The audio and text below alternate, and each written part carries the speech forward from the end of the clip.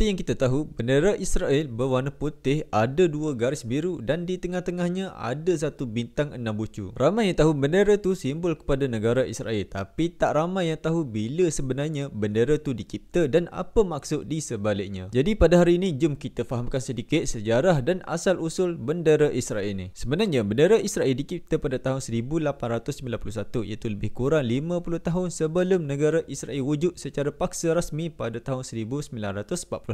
Reka bentuk asalnya dibuat oleh David Wolfson, iaitu seorang pemimpin gerakan Zionis yang ketika tu sedang berjuang untuk menubuhkan tanah air bagi orang Yahudi. Dia ni dapat idea bendera Israel daripada kain sembahyang Yahudi yang dipanggil sebagai talit. Kain ni biasanya berwarna putih dan ada dua garisan biru di bahagian tepinya. Dari situlah datangnya reka bentuk bendera yang kita kenal hari ini, iaitu latar putih dengan dua garis biru mendata. Kemudian dia tambahkan bintang Daud atau dalam bahasa Ibrani disebut sebagai Magen David di tengah-tengah bendera tu. Bintang 6 bucu ni bukan simbol baru. Sebenarnya ia dah lama digunakan dalam budaya Yahudi sebagai lambang kepercayaan dan identiti bangsa mereka. Bendera ni mula dikibarkan secara rasmi buat pertama kalinya semasa Kongres Zionis pertama di Basel, Switzerland, iaitu pada tahun 1897. Dari situ ia mula dikenal sebagai simbol gerakan Zionis di seluruh dunia. Bila negara Israel isytiharkan merdeka pada 14 Mei 1948, bendera ni terus digunakan sebagai lambang rasmi negara yang baru dibentuk. Tapi masa tu belum lagi disahkan secara undang-undang. Hanya pada 28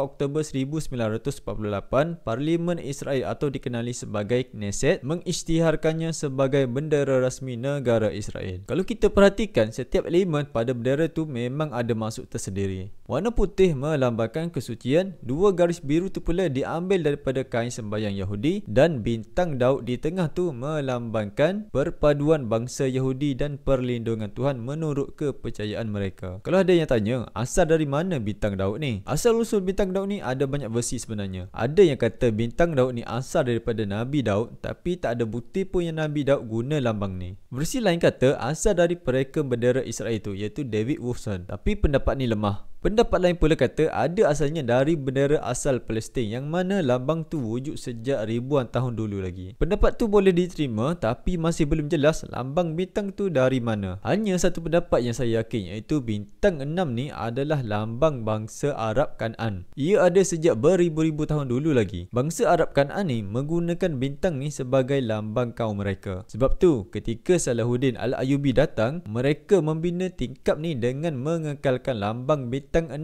ni sebagai menghormati kaum Arab Kan'an yang telah Islam. Dan kalau korang nak tahu, orang Arab Kan'an ni lah merupakan penduduk asal tanah Palestin. Sebelum Bani Israel dibawa oleh Nabi Musa ke Palestin, mereka semua ni dah ada. Jadi walaupun negara Israel baru berusia lebih kurang 7 dekad, benderanya sebenarnya dah direka lebih setengah abad lebih awal, menunjukkan sebagai simbol perjuangan politik dan keagamaan bangsa Yahudi sejak era Zionism lagi. Walaupun kita tak setuju dengan perjuangan mereka, fakta sejarah ni tetap menarik untuk kita ambil tahu.